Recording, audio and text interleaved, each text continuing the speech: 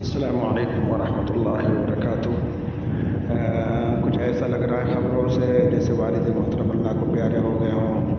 اللہ پاک ان کے درجات کو بلند فرمائے اور جنت الفردوس میں اعلیٰ سے اعلیٰ مقام نصیب فرمائے۔ یقینی طور پر وہ بہت نیک انسان تھے، ہماری ان سے ملاقات ہوئی تو ان کی دیدار سے ہی ہمارے ایمان میں تازگی محسوس ہو رہی تھی۔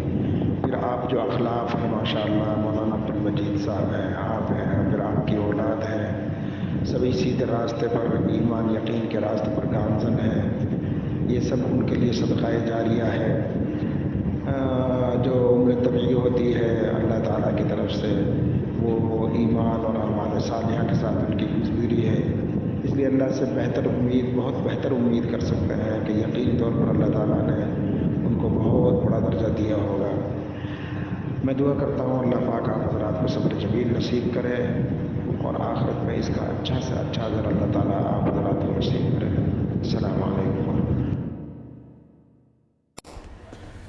Thanks for watching. Don't forget to like, comment, share and subscribe to Al Wahid channel.